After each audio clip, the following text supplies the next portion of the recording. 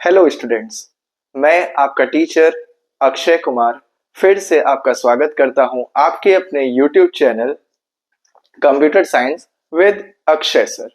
Okay, तो last video में हम लोगों ने बात की थी फंक्शन के बारे में कि फंक्शन क्या है। फिर हम लोगों ने टाइप्स ऑफ फंक्शन देखा। जो हम लोगों ने पहला वीडियो देखा था जो मैंने बनाया था उसमें था कि फंक्शन के कौन कौन से टॉपिक सीबीएसई के सिलेबस में दिए गए हैं और हमें क्या पढ़ना है, तो उसी के अकॉर्डिंग हम चल रहे हैं। तो फंक्शन के टॉपिक में ये हमारा तीसरा इंस्टॉलमेंट है जिसमें कि हम पढ़ेंगे पैरामीटर्स और आर्गुमेंट क्या होते हैं, उनका यूज कैसे होता है, ये हम जानेंगे। तो पैरामीटर्स अगर हम डेफिनेशन पे जाएं और जैसा आप देख रहे हैं, these are the variables written inside the function. यानी कि पैरामीटर्स क्या है, वेरिएबल्स हैं। वेरिएबल्स आपका एसएस तो आपने ले ही लिया होगा, फिर भी आप ले लीजिए।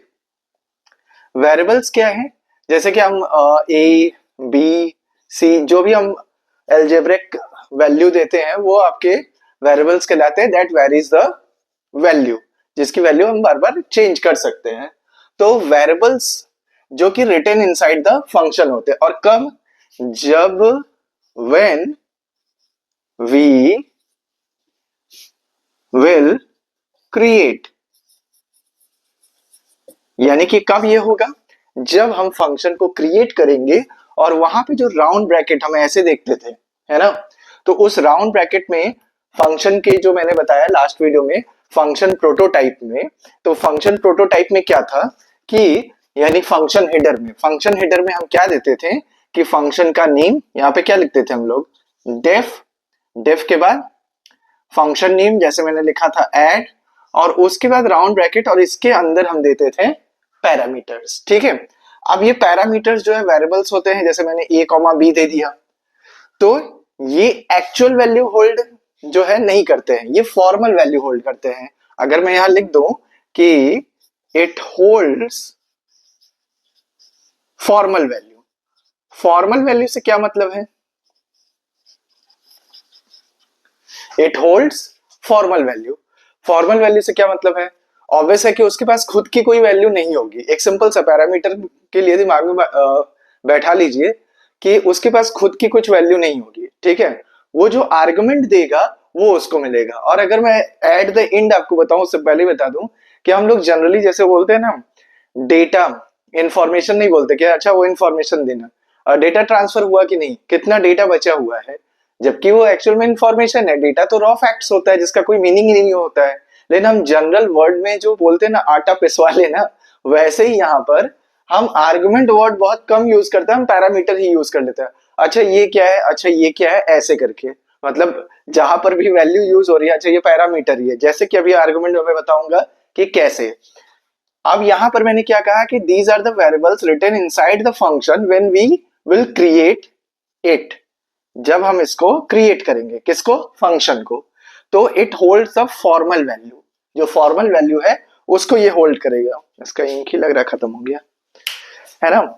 और आर्गुमेंट्स क्या है, these are the actual values given to the function. Actual value जो दी जाती है, जैसे कि कब कब दिया जाता है, व्हेन वी कॉल, यानी कि जब हम फंक्शन को कॉल करते हैं तब जो हम वैल्यू देते हैं। जैसे उस टाइम हम लोग दे रहे थे ऐड लिख के 4,5, इससे पिछले वाले एग्जांपल में वीडियो में आप देखिएगा 4,5, तो ये क्या कहला रहा है, ये कहला रहा है एक्चुअल वैल्यू, ये आर्गुमेंट है। तो यानी कि it holds actual value. Okay, इसके पास एक्चुअल वैल्यू है, मतलब कि जो फिक्स है कि अच्छा यही वैल्यू होगा, और उसके पास फॉर्मल वैल्यू, मतलब कि हर बार उसको एक नया अलग फॉर्मल वैल्यू मिल जाएगा। ठीक है, कोई जरूरी नहीं कि हमेशा एक ही वैल्यू उसके लिए पड़ा हुआ है। तो यहां पर अब कहने वाली बात जो मैंने कहा ना कि आटा पिसवा लेना, जो कहते हैं, या डेटा ट्रांसफर, कहने वाली बात यह है कि हम इसे जब फंक्शन में जो बोलने में होता है कि हम आर्गुमेंट ना वर्ड यूज करके पैरामीटर वर्ड ही यूज करते हैं। कैसे, इसको कह देते हैं क्या, फॉर्मल पैरामीटर। एग्जाम में पूछ लेता है कभी कभी, या कभी कभी आपके जैसे मेरे जैसा कोई एग्जामिनर मिल गया तो पूछ लेगा what do you mean by formal parameter and actual parameter. Argument को हम क्या कह देते हैं, आर्गुमेंट को हम कह देते हैं actual parameter. Actual parameter because it holds actual value, जो कि उसको डायरेक्ट यूजर से मिल रही है। पैरामीटर्स जो फंक्शन बॉडी के मतलब फंक्शन हेडर में होते हैं, उनको यूजर से कुछ नहीं मिल रहा है, वो तो जहां कॉल हो रहा है और कॉल से जो आर्गुमेंट पास हो रहा है ये वो इसमें जा रहा है और ये इसमें जा रहा है, इस तरीके से है। ठीक है, तो ये आपका था क्या भाई, फॉर्मल पैरामीटर और एक्चुअल पैरामीटर, या फिर आप कहो कि पैरामीटर वर्सेस आर्गुमेंट। अगर क्वेश्चन पूछा जा रहा है कि आर्गुमेंट और पैरामीटर क्या है, तो ऑब्वियसली दोनों सेम ही है, बस फर्क ये है कि पैरामीटर यानी कि जो फॉर्मल वैल्यू को होल्ड करेगा और आर्गुमेंट जो कि एक्चुअल वैल्यू को होल्ड करेगा। दूसरा अगर डिफरेंस हम देखें तो पैरामीटर का मतलब क्या हो गया कि जो आपको फंक्शन बॉडी में या फंक्शन बॉडी कह रहा हूं, फंक्शन हेडर में जब हम फंक्शन क्रिएट करते हैं तो उस टाइम हम बनाते हैं, और आर्गुमेंट जब हम फंक्शन को कॉल करते हैं। तो ये दो बेसिक डिफरेंस है। बहुत ज्यादा इंटरनेट पे जाकर वो गिग फोर्स क्या नाम था मतलब कई सारे W3C स्कूल और ये सारे साइट्स है जो 10 डेफिनेशन निकाल के एक एक पॉइंट का बना देंगे, उतना दिमाग में नहीं रखना है। दिमाग में ये रखना है it holds the formal value, it holds the actual value, it it is in function header and it is in function calling, बस और कुछ नहीं है। ठीक है, अब अलग अलग ढंग अलग अलग टाइप के पैरामीटर्स के टाइप्स हम लोग अगले वीडियो में पढ़ेंगे। ठीक है, लेकिन यहां पर हम थोड़ा सा इसको और कुछ एग्जांपल्स से समझ लेते हैं कि कैसे यूज होगा या फिर कहां से क्या वैल्यू जो है पास होती है। ठीक है, तो हम लोग जो लेटेस्ट एग्जांपल देख रहे थे इसको मैं इरेज करता हूं।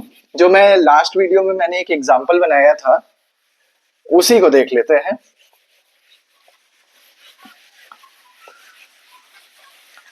ओके, तो लास्ट वाले में एग्जांपल एक जो था, हम लोग वॉइड और नॉन वॉइड देख रहे थे। तो मैं कह रहा हूं कि डेफ में मैंने किया ऐड, और ऐड में मैंने क्या दिया, ऐड यहां पे मैंने लिखा a कॉमा सी, जो कि लास्ट एग्जांपल था आपका। फिर मैं दे रहा हूं c equal to a plus B, और यहां पर मैं लिख रहा हूं प्रिंट c, एक नॉर्मल चीज। ठीक है, अब यहां से भाई देखते हैं क्या होता है। तो यहां मैंने उसको कॉल किया भाई कि ऐड 4,5, यही था हमारा। अब इसमें ध्यान देने की बात क्या है कि जो पहला प्लेस वैल्यू है वो यहां पर पहले पे जो पैरामीटर दिया गया है उसी में जाएगा, ना कि इसमें चला जाएगा। ठीक है, और ये क्या है आपका, ये दूसरा प्लेस वैल्यू, तो दूसरा प्लेस वैल्यू जो दूसरा पैरामीटर दिया गया है उसमें चला जाएगा। ठीक है, अब सॉरी यहाँ पे मैंने ये लिख दिया, इसको बी बना देते हैं। ठीक है, तो बेटर हो जाएगा। ठीक है, तो ये प्लेस वैल्यू पे डिपेंड करता है। आप लोग बोलते नहीं हो क्या ये प्लेस वैल्यू पे डिपेंड करता है। अब अगर मैं कहूं कि a कॉमा बी की जगह मैंने लिख दिया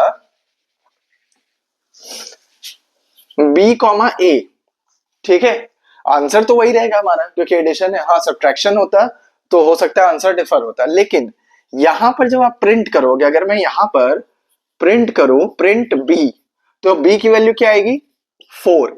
क्यों? क्योंकि प्लेस वैल्यू फर्स्ट यही है, वो अल्फाबेट तो फॉलो कर नहीं रहा है। आप वेरिएबल तो कुछ भी ले लो, सोनू मोनू पप्पू पिंकी रिंकी कुछ भी ले लो, तो 4 कहां जाएगा, इस पे जाएगा, और 5 कहां जाएगा, इस पे जाएगा। ठीक है, तो इससे मतलब नहीं है, बस मतलब इससे है कि आर्गुमेंट पहला कौन सा है तो पैरामीटर जो पहला है उसको मिलेगा, आर्गुमेंट दूसरा कौन सा है तो दूसरा जो पैरामीटर है उसको मिलेगा। ठीक है, ये एक चीज हो गई। अब दूसरी चीज देखते हैं, इसको एक बार एसएस लेना है तो ले लीजिए, वैसे इसमें कुछ है नहीं। ठीक है, अब देखते हैं कि भाई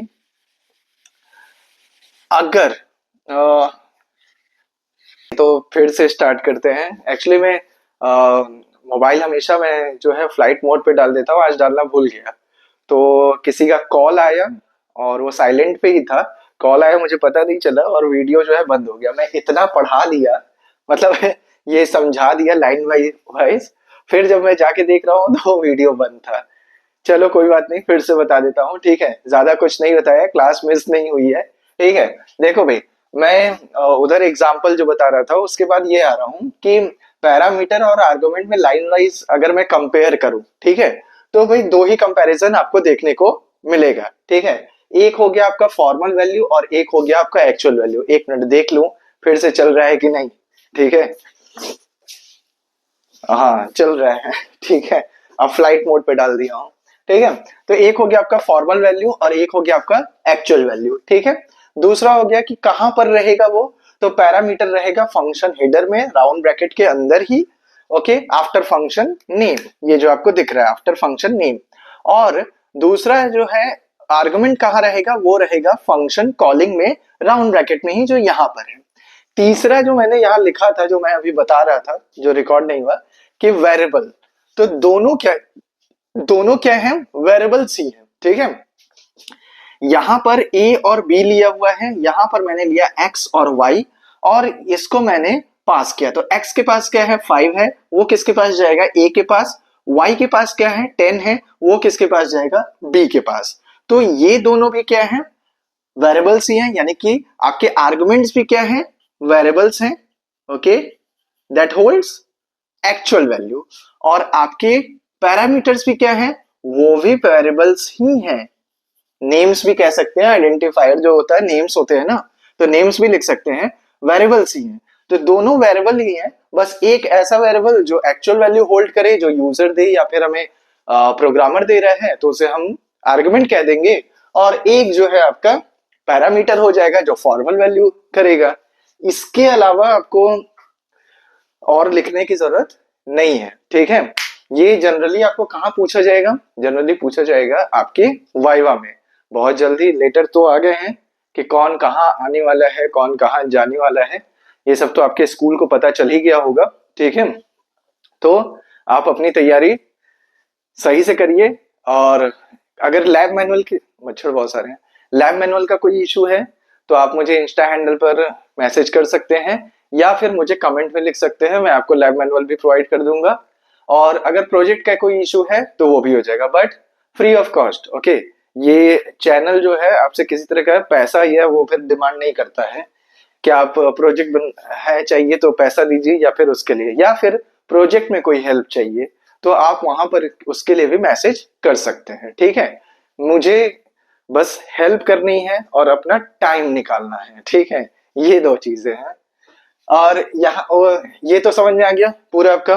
हाँ, अब एक चीज वही जो हमेशा कहता हूँ, क्या, हार्ड वर्क और स्मार्ट वर्क, ठीक है।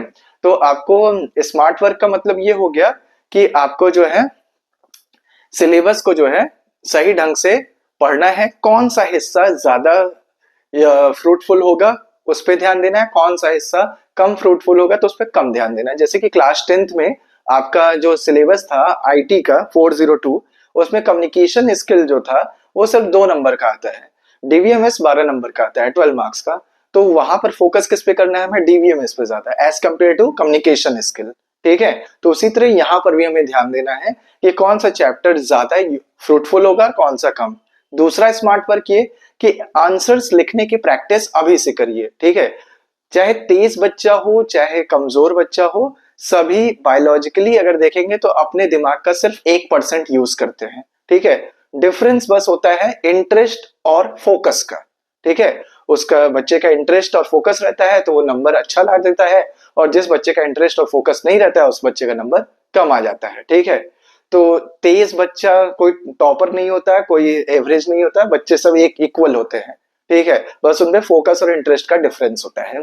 अब एक चीज कि आपको स्मार्ट वर्क, जो हमेशा कहता हूँ कि हार्ड वर्क से ज्यादा स्मार्ट वर्क पे ध्यान दो, तो स्मार्ट वर्क का मतलब ये है, ये नहीं कि धूर्तपन करना है, ठीक है, कि लोगों को परेशान करना है या फिर शातिरबाजी करनी है, नहीं, ये सब एकता कपूर के सीरियल में रहने देते हैं, ठीक है।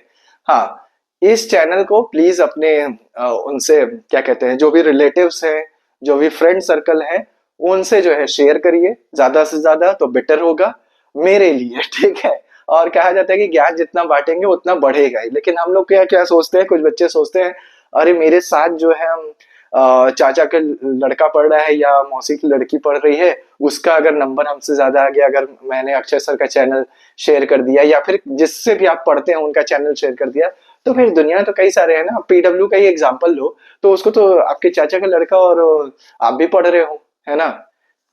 फर्क वही है, नंबर किसका आएगा, जिसका फोकस और इंटरेस्ट होगा। ठीक है, तो ज्यादा से ज्यादा इस चैनल को शेयर करिए, स्मार्ट वर्क पे ध्यान दीजिए, क्योंकि मेहनत जो है, हार्ड वर्क जो है, वो गधा भी करता है, लेकिन उसको हम हमेशा गधा ही कहते हैं। ठीक है, तो स्मार्ट वर्क जरूरी है, लेकिन दिमाग पर ओवरलोड लेकर नहीं, इजी होकर। ऐसा समझिए कि किसी को एक बार ये दिमाग में बैठा लेंगे ना, तो आपका स्कोर अच्छा हो जाएगा। ठीक है, जो टॉपर होते हैं उनके दिमाग में एक बोझ हमेशा रहता है, वो क्या पता है, ये कि पूरी दुनिया को उनसे बहुत उम्मीदें हैं, है ना। जैसे कि वो कैप्टन अमेरिका या आयरन मैन है अपनी फैमिली के लिए, कि पूरी दुनिया को उनसे उम्मीदें हैं, मम्मी की उम्मीदें जुड़ी हुई हैं, पापा की उम्मीदें जुड़ी हुई हैं, टीचर्स बार बार आके कहते हैं तुम ही हो टॉपर, तुम ही हो स्कूल का नाम रोशन करने वाले, और वो सुभाष चंद्र वाली फीलिंग आती है, और हम लोग इनकलाब जिंदाबाद जो है भगत सिंह की तरह करना शुरू कर देते हैं। लेकिन उससे होता क्या है, माइंड पे बर्डन होता है। और मैं कई ऐसे टॉपर्स की कॉपी